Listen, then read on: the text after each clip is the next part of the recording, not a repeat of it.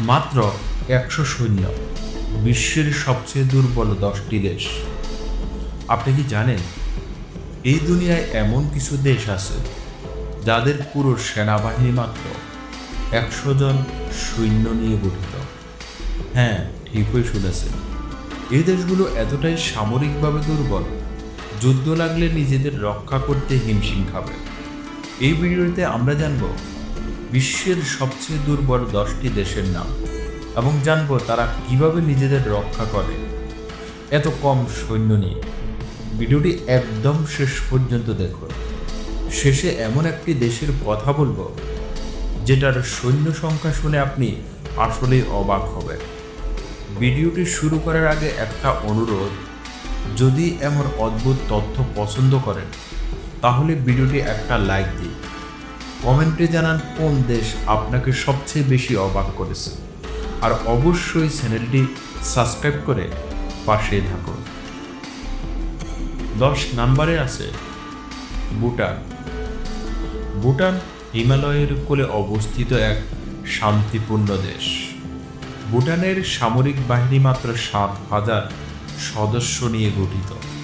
কিন্তু মজার ব্যাপার হলো এই বাহিনী সরাসরি যুদ্ধ করে না। দেশের নিরাপত্তার অনেক অংশে ভারত সহায়তা করে।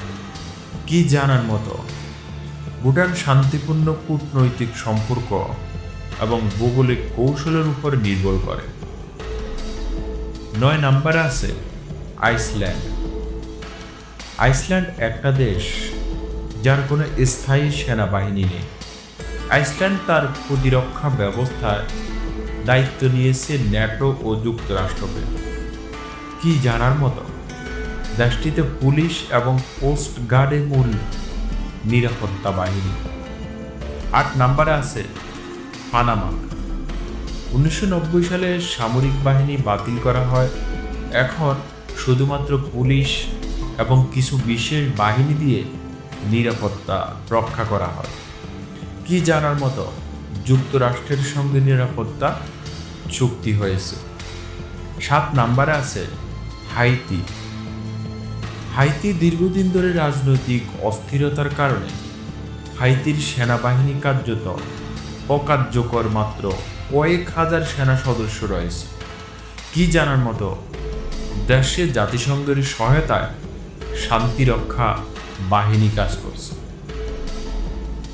6 নম্বরে আছে কোস্টারিকা। দুনিয়ার মধ্যে বিরল একটি দেশ যেটি 1948 সালে সেনাবাহিনী পুরোপুরি বিলুপ্ত করেছে।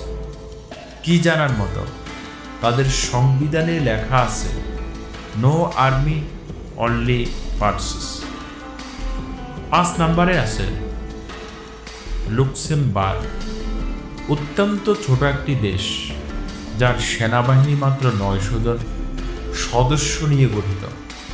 কি জানার মতো, নটের সদস্য এবং ইউরোপিয়ান ইউনিয়নের কৌশলগত অংশীদার।